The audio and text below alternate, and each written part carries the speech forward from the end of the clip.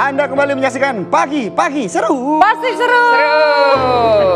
Cukup miris ya Put ya, bagaimana kemudian tadi ada kecelakaan yang sebenarnya nggak perlu terjadi kecelakaan itu. Karena kan memang dari kondisi sekarang, kemarin juga hujan lebat terus ya. Jadi bikin banyak lubang dan jadi bikin banyak aksi-aksi kecelakaan seperti itu. Benar sekali. Nah, itu yang harus jadi pelajaran dan kita waspadai ya. Betul. Kenapa ngeliatin? Kenapa sih jadi ketawa ya kan? Enggak kan, itu bisa pelecehan loh. Kalau ngeliatin saya kayak gitu. Kamu aja udah susah, apa jadi pelecehan? Kamu ngeliatnya biasa aja, Pelecehan Lip. ini Put, kamu selalu bilang-bilang mata-mata saya kok. Nah, selain pelecehan, Karena ada bedanya juga tipis antara pelecehan seksual dan memandang gitu Nah, ya. itu nanti kita tanyain tuh bedanya tipis kata Makanya Bu Maria. kalau kayak saya kan ngelirik gampang Bu, orang jadi susah bedainnya. Karena tipis.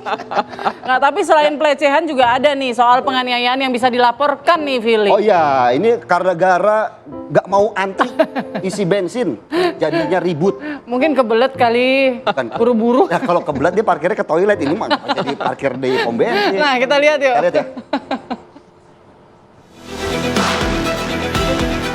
Aksi kekerasan yang dilakukan seorang oknum aparatur sipil negara atau ASN di Kabupaten Tuban, Jawa Timur viral di media sosial.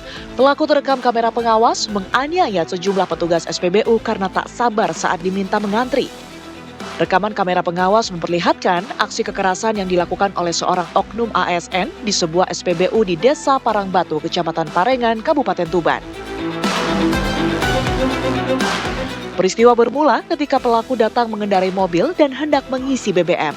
Saat itu, petugas SPBU berinisial VPF tengah melayani antrian kendaraan lain di depan mobil pelaku. Tidak terima diminta menunggu, pelaku turun dari kendaraan dan marah-marah sebelum akhirnya melakukan pemukulan. Kasus penganiayaan ini kini ditangani Polres Tuban. Polisi telah mengamankan rekaman CCTV dan meminta keterangan sejumlah saksi untuk proses hukum lebih lanjut.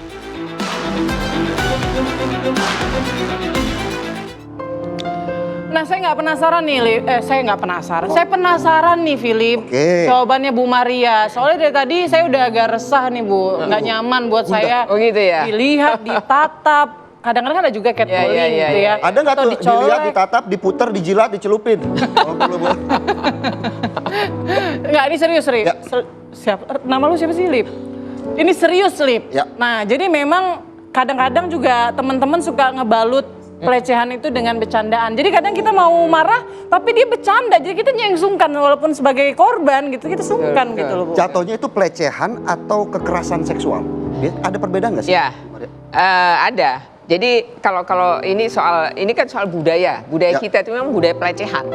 Jadi candaan-candaan yang seksis itu dianggap sesuatu yang biasa. Catcalling seperti itu. Iya, bersiul. catcalling, bersiul gitu. Lirik. Oh iya, jadi kalau perempuan sendirian di sweet dulu gitu kan misalnya, itu memang ini budaya kekerasan itu sebenarnya. Oh itu kekerasan. Kekerasan. bukan Jadi pelecehan lagi, jadi kalau misalnya dia tidak menerima kan termasuk jatuhnya kan ini bagian dari kekerasan seksual. Pelecehan seksual. Pelecehan seksual. Oke, ya. berarti pelecehan itu dinilai dari terima atau nggak terimanya kita Betul, digituin. kita merasa nyaman atau Wah, tidak, bisa kita disalahgunakan nggak sih? ya kalau kita merasa tidak nyaman, ya lapor gitu. Dan Membedakannya itu bisa apa lapor. ketika ada niatnya memang dia resah, ada Iya. pelecehan. Atau karena nggak niatnya suka malah ya? Karena nggak suka, Nggak sama suka, Dia bilang aja nggak nyaman. bukan nggak suka sama, artinya bisa nggak suka sama orang ya bisa juga kemudian dia khawatir kan. Oke. Di sweet gitu ada apa nih sebenarnya nih daripada saya merasa tidak aman, saya nggak suka ya udah lapor aja gitu.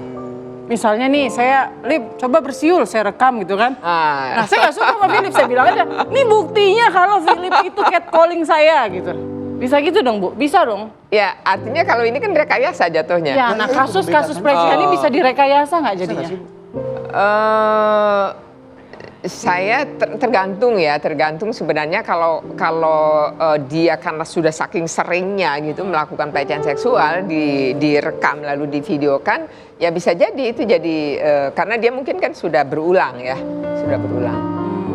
dan itu bisa diterima laporannya. Bisa diterima Bisa tetap diterima laporannya. laporannya. Nah, tapi nyari buktinya kan susah tuh. Kalau saya tangkap kan dari tadi kayaknya kok proses untuk pembuktian ini lebih berat ke korban gitu. Korban harus punya ini, korban harus ada bukti ini, ada Sebenarnya bukti enggak. itu. Jadi kalau dengan undang-undang TPKS itu sesungguhnya adalah memudahkan korban. Korban begitu dia ngelapor itu udah satu alat bukti. Itu alat bukti. Satu alat bukti. Dia melapor itu menyampaikan ke pihak yang polisi atau ke lembaga layanan atau kepada P2TP2A misalnya atau ke dinas PPPA, itu udah jadi dia melapor sudah satu alat bukti. Tinggal pihak yang berwajib kemudian kan untuk meminta Cari bukti yang kedua. Ya, Itu yang sulit misalnya kalau dia diperkosa, ya alat bukti yang lain visum. Kalau diperkosa kan lebih gampang. Ya, ya. Pelecehan ini yang kalau abu-abu dia pelecehan itu ranahnya, betul pelecehan itu. Tapi kalau misalnya sudah terlampau sering, ya bisa juga dengan visum psikiatrikum. Bisa nggak Bu? Misal nih kita nggak punya bukti kedua, ya. Tapi mungkin karakter dari pelaku, terduga pelaku ini memang sering genit. Nah itu bisa jadi alat bukti nggak? Atau bisa di tracing sebenarnya. Bisa di tracing dengan perilaku keseharian si pelaku. Jadi kalau prinsipnya dari Undang-Undang TPKS ini kan dia yang menerima laporan, yang mendampingi atau siapapun yang mengantarkan korban itu dia harus punya orientasinya itu pada kepentingan korban. Jadi korban merasa percaya dulu gitu kepada orang yang mendampingi, merasa aman, merasa nyaman, baru dia bicara gitu. Ini kok dari tadi saya mulu yang nanya ya. Ini Saya pelaku pikir diam saya diajak aja. ngobrol nih, makanya saya takutnya jadi pelaku. Saya diam. curiga dia Nah, Bu, pelaku sekarang ya, Bu. begini Bu, saya juga penasaran Bu Maria. Artinya begini, biasanya yang melapor itu korbannya yang langsung melapor ke Komnas Perempuan atau teman yang biasanya kan kalau udah ada kasus-kasus seperti ini kan biasanya tuh korban ini lebih jatuhnya curhat, lebih nyaman ke teman, sahabat. Betul. Orang lain artinya mungkin sahabat itu pernah nggak sih yang melapor kemudian baru Komnasan bergerak memanggil gitu Komnas Perempuannya? Ada, jadi ada bisa juga dia langsung lapor. Oke. Jadi Komnas Perempuan punya Bitly online. Hotline. Ada hotline-nya juga, ada hotline lewat telepon, ada juga yang lewat webnya Komnas tuh udah. Perempuan. Saya yang kalau ada yang mengalami ya bisa langsung. Ya, nanti saya kasih ininya ya Bitly-nya supaya bisa tepat. Jadi dia tinggal begitu buka tinggal ngisi namanya siapa, kejadiannya di mana, itu udah langsung bisa disampaikan.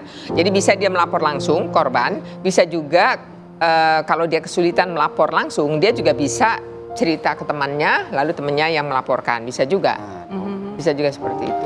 Biasanya kalau ada kasus-kasus seperti itu, kalau dari perilaku ataupun psikolog dari korban biasanya ada yang aneh nggak sih Bu? Artinya kan gini, kita kan juga penasaran, oh dia pernah mengalami ini, ternyata membedakannya secara kasat mata kelihatan nggak sih Bu? Kalau psikologis agak susah ya, kecuali psikolog yang bisa ini ya. Ada perubahan-perubahan. Iya, ada perubahan-perubahan kesehariannya, misalnya setelah dia mengalami pelecehan seksual itu bisa di tracing juga. Bisa di tracing. Oke. Tapi memang butuh waktu ya, beda dengan yang gini, visum tadi. selain alat bukti, apakah korban juga butuh saksi untuk memperkuat laporannya itu? Ya tentu dalam proses ini kan dalam proses penyidikan kan polisi biasanya langsung mencari saksi kan.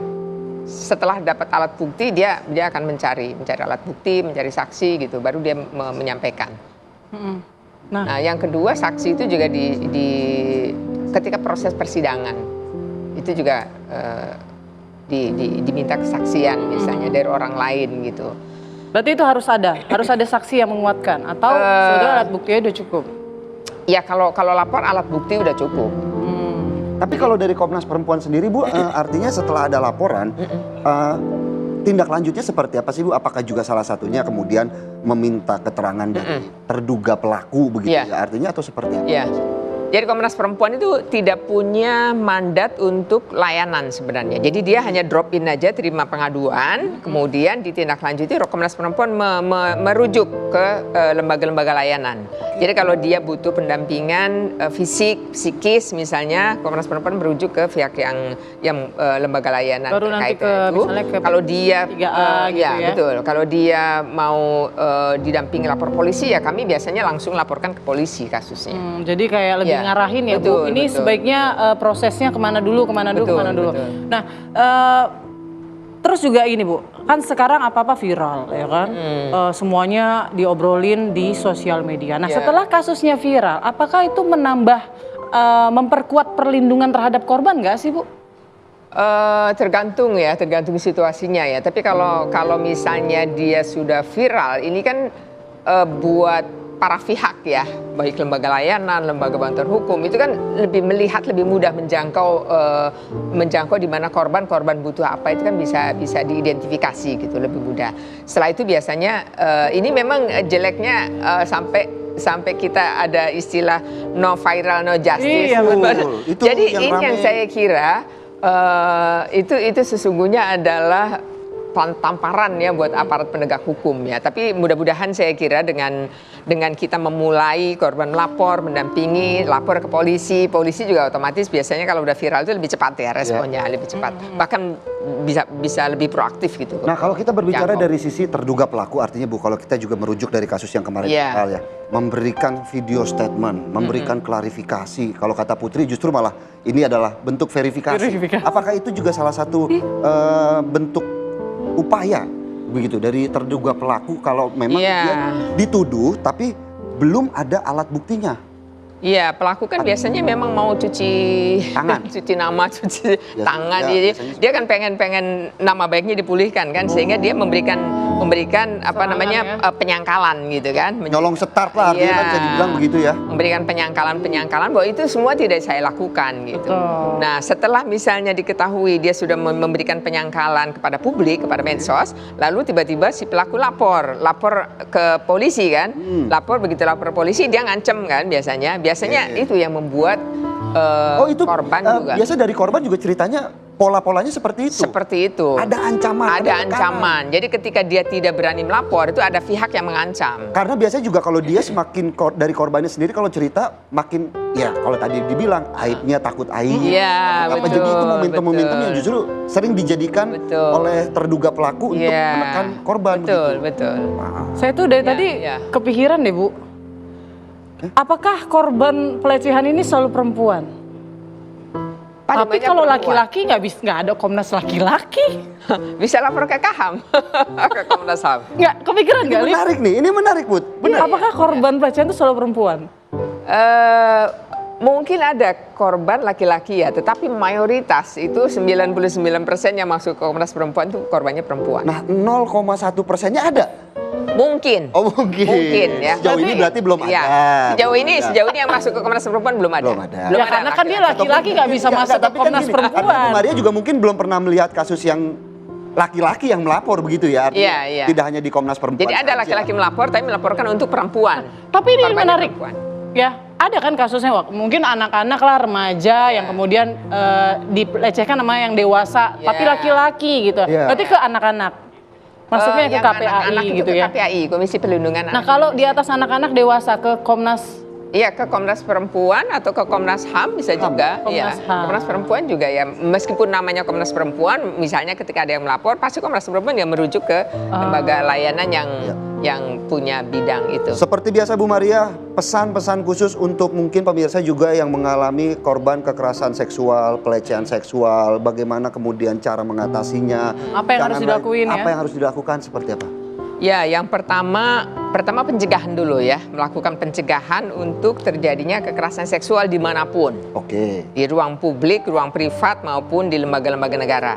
Ya, kemudian yang kedua melakukan pendampingan dan pemulihan kepada korbannya. Jika terjadi korban di sekitar kita, segera dia dampingi. Kita siapapun gitu ya, kita bisa mendampingi korbannya, lalu proses pemulihan. Nah, itu yang setelah pendampingan, pemulihan, dan yang terakhir ya pemantauan gitu. Tetap harus dipantau si korban ini. Jangan takut melapor. Jangan takut melapor. Jangan takut cerita. Betul. Ya, itu yang Begitu penting. ada kejadian, laporkan. Laporkan. Apapun bentuknya ya. Karena ini adalah tindak pidana. Betul. Laporan kita sebagai korban itu udah jadi salah satu alat bukti. Iya. Ya, jadi jangan pernah takut untuk bicara. Ini udah salut juga sama para korban ya di sosial media yang sudah berani berbicara di media sosial. Dan selanjutnya mungkin ke jalur hukum ya, supaya ya kapoklah pelaku-pelaku atau terduga pelaku pelecehan Ya. seksual ini Iya. kapok gitu loh. Predator. Nah, Jangan ya. betul. Seperti itu ya. Benar-benar. Predator Terima kasih katanya. Bu Maria untuk Sama-sama, waktunya dan makasih penjelasannya pagi juga, ini. ya. Kalau kata Putri, jangan takut melapor, takut ngopi, nggak ada duit. bayarnya bingung nanti. Ya, paling minta temen. Oke, terima kasih banyak Ya, Bu Maria. makanya sampai ketemu lagi. Sampai Mbak. ketemu, Makasih. Bu Maria. Terima kasih Bu Maria. Kasih ya. Ya Putri, kita juga masih punya berita-berita viral di segmen selanjutnya. Salah satunya juga kita akan hadirkan informasi yang masih viral di media sosial. Jadi Betul. nggak perlu buka-buka tab, saksikan di pagi-pagi seru di segmen selanjutnya. Pasti seru.